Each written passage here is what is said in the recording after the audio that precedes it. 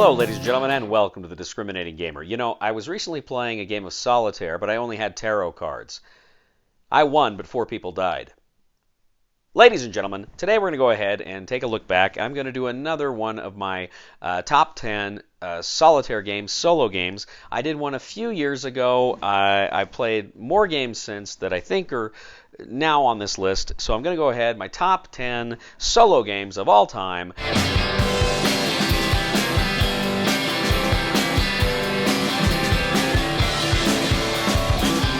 Hello, everybody. We'll get back to the review in just a second. I just want to take a moment to ask you to go ahead and check out and subscribe to my other channel, that is Cody Carlson, PhD, where we talk about military history and books on history and fun things like that. Please check that out. Please subscribe. And now, back to the review. All right. I do just want to briefly mention some honorable mentions here. There's some. You can check out that other list for a full review. There's a few I just wanted to mention because I do enjoy them both. Eldritch Horror, which was on my previous list, is a fun solo game, and Space Marine Adventures: Labyrinth of the Necrons is also very fun. And I'd also add the Space Marines Doomsday Clock, which I just played recently for the first time, is also another good one that I would put on this list. Field Commander Napoleon from DVG is another great game, and a lot of replayability with the different missions there. Keep Up the Fire from Worthington, about the Boxer Rebellion, a States of Siege game, very, very fun. And I recently just played and really rather enjoyed the G.I. Joe deck building game, which is a fun solitaire game. I actually kind of want to play it with other people, but now too. But I enjoy playing it solitaire. Very, very fun. Okay, let's go ahead and jump into these. Now, some of these were on the previous list. Some of them were shuffled around. Some of them have remained in the same spot. But these are the 10 games that I really enjoy to play solitaire. Number 10 is, I'm just going to say, the family of games. I'm not going to point to one specifically, but I'm going to say the family of games here, Zombicide. I really enjoy Zombicide Solitaire. You're playing 6 characters, and you're, of course, trying to play through the missions, and you're trying to kill the zombies, but get your objectives. But it's always fun, and one of the things I always really like about Zombicide, solitaire or with other players, is it just tells a great story. It tells these fun and interesting stories of a zombie apocalypse, and it's intense. You're always sweating it, trying to figure out where you're going, what you're going to do. I know they're coming out with a Marvel Zombies one that actually looks pretty cool. But I've always been a fan of Zombicide, and I really enjoy playing it solitaire. I've actually done a couple of solitaire scenarios of the Night of the Living Dead live. I've done live streams a few weeks ago. Check those out if you like it. But my number 10, that is Zombicide, the family of games Zombicide from Come On. My number 9 was a game that was on the list last year. I think it was a little lower on the list. And this is another one that I did a live stream of a few weeks ago. But this is Maquis. Maquis is just this great, tiny little game about being the French resistance during World War II, and you're trying to essentially conduct these various missions. And you're placing meeples in different locations, but the French police are coming out, and then German soldiers are coming out, and they're trying to arrest you. And so it's very scary because you're trying not to get blocked off from your safe house. You go out on these missions, you place the meeples, but if a policeman or a soldier kind of blocks your escape, then that meeple's arrested. And it's a very simple game, very thematic, very intense. But I really like Maquis, and that is from Side Room Games. My number 8 is a game that was originally came out several years ago and was recently reprinted by Worthington, and this is Soviet Dawn. Again, I did a live stream of this a while back, but Soviet Dawn is incredibly fun. It is a game where you're essentially playing the communists. Lenin just come to power in Russia, and you've got the different tracks of the different Allied armies coming toward Moscow, and you're having these events happen. You're trying to fight them back militarily, while at the same time you're trying to consolidate your position politically. A lot of chance in this game, a lot of die rolls, but it's really a question of trying to mitigate your luck. And you do have choices, who you're going to fight, what you're going to do each turn. Really a lot of fun. I really enjoy Soviet Dawn. There's a lot of really good States of Siege games, and this is I think one of the better ones out there. I really enjoy Soviet Dawn. That is from Worthington, and that is my number 8. My number 7 is a game that came out just recently, and I played it a few weeks ago, and I played it several times since, and it's just blowing me away. And this is Bismarck Solitaire from Worthington. Bismarck Solitaire from Worthington is this amazing game that's just a book. I just recently did my review on it, but it's a book. You just need a pencil and a couple of die, black and white die, and you essentially on a map draw where your ships are, and then you roll a die. And the die say, okay, British ships are in this location, you're fighting this British ship. And so then you have to, of course, fight that one. You're ticking off your strength points on your ships. But it's an incredibly intense game, and it's amazing to me just how thematic and intense a game like this could be just from the book essentially and the die rolls. Really a lot of fun. I like it. It's quick too. Each game's like 20 minutes. It's not long, but it packs a big punch. Huge fan of Bismarck Solitaire. This is from Worthington, and that is my number 7. My number 6, also from Worthington. This is another game that came out recently. I just played for the first time not long ago, and it's one I've fallen in love with.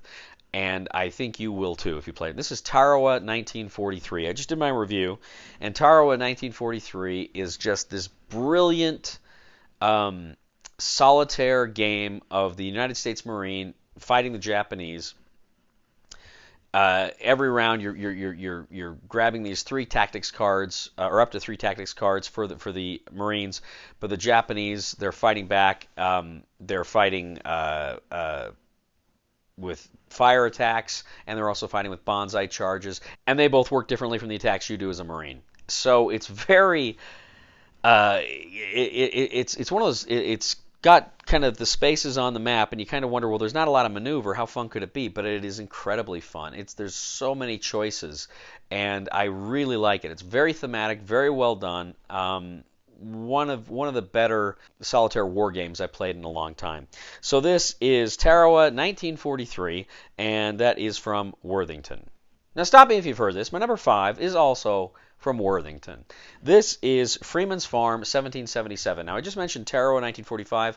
Freeman's Farm 1777 is kind of similar in that it's got these kind of pre-created spaces where your units go. So it doesn't look like you got a lot of choice as far as maneuvering goes. But also critically too, this has kind of a similar combat system with the die. You're trying to roll doubles. You're trying to roll doubles here. And it does it very, very well. And maybe a year or 2 years ago, I streamed this as both the British and as the Americans. Very, very good game of kind of a battle in the American Revolution. And again, just tremendous, tremendous fun. I put this as 5 and Tarawa as 6 because I played this one more. But honestly, I could go either way. I think they're both tremendously fun games. And if I play Tarawa 1943 more, this might bump Freeman's Farm out. I got to play them more, but I'll let you know. But in any event, this is Freeman's Farm 1777. This is from Worthington, and that is my number 5. My number 4 is a game I played for the first time last year. I played it many times since. And this is a game that is incredibly intense and tremendously fun every time I play it. This is Pavlov's House from DVG. Pavlov's House is, of course, during the Battle of Stalingrad. You're essentially the Russians, the Soviets, trying to hold back the German hordes. You're holding one central position in a house. But what's cool about this is you've got the 3 boards. You have got this kind of operational board where you're trying to send supplies across the river. Food, ammo, sappers. You're trying to send all these things across the river. You've got kind of an outside tactical board where you've got the various tracks of the Germans coming at you. And then you've got the tactical board inside the house where you are positioning your troops to fire at the various locations of Germans that are coming at you. It is great fun. It is intense. It is tough. Again, I don't think this is one I've won, and I actually did a playthrough of this game not too long ago. This is in the same family with Castle Itter and Soldiers and Postmen's Uniforms. I haven't beat Soldiers and Postmen's Uniforms. I did beat Castle Itter once. These are tough games, but they are so much fun, and they're so well done. I know they're coming out with the 4th one soon. eagerly waiting for that one. These games are all great. Pavlov's House is just an amazing solitaire war game. Really, really, really love it. So check it out. That is Pavlov's House from DVG. That is my number 4. Okay, you'll be happy to know, for you non-war gamers, the remaining 3 are not war games. My number 3 is a game, and it's the game I probably played solitaire more than any other game I own. And in fact, I played one. I got an expansion I was reviewing, and I played it again not too long ago, just the other night. And this is Marvel Legendary. I play Marvel Legendary a lot. And it's because there's so many combinations and so many things you can do, so many different stories and fun schemes. It's a great deck building game. You've got the play mat where you're moving cards along it, so there's almost an element of it being a board game with the movement and what have you. But I enjoy it. I like the Marvel superheroes, and I like the solitaire experience this gives me. Now, I should point out, I don't play the solitaire rules in the book. I essentially play two-handed. I actually have righty and lefty that I play with, and I always have fun. I always enjoy Marvel Legendary because, like I said, the variety it gives you. And yet it still surprises me. It often still surprises me, too, how combinations can work and things that I can do. Really enjoy Marvel Legendary. That is my number 3. That is from Upper Deck. Now, my number 2 was another game that was not on my previous list because I only played it. I played it for the first time in December of 2020, so just a little over a year ago. And I have played it many times since. It's a game I have played at every player count. It plays 1 to 4 players. I played it at every player count, and frankly, I love it at every player count. It's another one. I've done a couple of live streams of this game, me playing solo this game. It's so much fun, and I recently just got the kind of deluxe version that I had originally pre-ordered for. But this is Dune Imperium from Direwolf. Dune Imperium is a great worker placement / deck building game, and it's of course based on the film, the recent film, and it just, I don't know, it just sings. I love all the little parts that come together here. I love the different things you can do. I love how tight games are when you play them against other people, and also when you're playing against the bots, right? When you're playing at solitaire, there's a deck you can use, or you can use an app. I usually just use the app. But it's intense, you know. You're always trying to get ahead of those guys, and it's very thematic in the sense that you're trying to make the alliances with the Fremen, the Bene Gesserit, the Guild, the Emperor, and that's going to have dividends on the game board. So I really like that a lot. It's also got the conflict, right? You're adding troops to the garrisons. The troops are coming out in the conflict zone. And what you do with your worker placement influences how those battles play out and who gets the rewards. Very good game. Dune Imperium from Direwolf, my number 2. My number 1 solitaire game of all time. This is another game I played a lot. And they haven't come out with any expansions. It's been a while since they've come out with expansions, which kind of bums me out because this is a game that I always look forward to the expansions. And having said that, I still haven't played all of the scenarios and the expansions that I own. So maybe I should just shut up and play some more of those. But this is one of the most thematic and immersive game experiences I've ever played, and that has to do with the fact that it has app integration. There's an app that you use for this game. In fact, you need the app to play the game. This is Mansions of Madness from Fantasy Flight Games. Mansions of Madness is a phenomenal game, and it's the second edition because the first edition did not have the app, and it was a good game and I liked it, but it took forever to set up. And I remember I played one game and I set one little thing up wrong, and it kind of ruined the game. And so what's cool here is with the app, you don't have to worry about that sort of thing. But the app just takes you through, and there's these mysteries and these stories, and it's, you know, Lovecraftian horror, which I love. I love horror theme, and I love a horror game. And this does it so well. You're investigators, but you know the app's playing and it's got music playing, and it's scary. It sounds stupid, but it's scary, and I love it. I love it. I love it. I love it. Mansions of Madness 2nd Edition is probably my favorite game to play solo because, as I say, no other game I play solo sucks me into its theme the way this game does, and I'm totally invested when I play it, totally enjoying the story, and it's a great experience. I sincerely hope Fantasy Flight does come out with some more expansions to this game in the future because it deserves it. Phenomenal game. So that is my number one, which was my number one last time, Mansions of Madness from Fantasy Flight Games. Well, hey, thank you, ladies and gentlemen, for joining me for this top 10 Solitaire games. Hopefully there's something on there that everybody can like. I found that since I've moved to Wyoming, I've been doing more Solitaire gaming.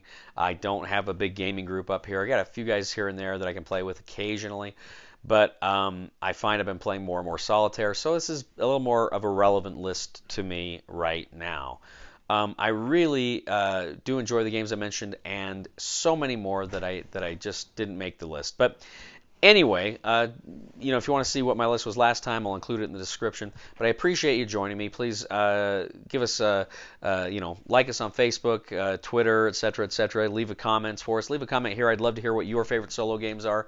I'm always eager to find out what games other people are playing.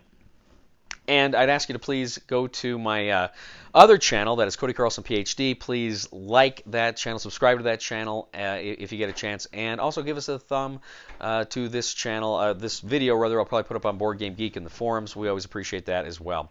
Ladies and gentlemen, I recently decided, because I am playing so many Solitaire games, to actually start playing hide and go seek all by myself. I really just wanted to find myself. Somebody help me on my feet again, and I don't know where I'm going, and I don't know where I've been. Please somebody help me on the solid ground. It's a long time, and I've been dying. Once a year I wind up in the pen. God knows that I love to fight, but I don't ever win. It's a fine line to damnation, but God let me in.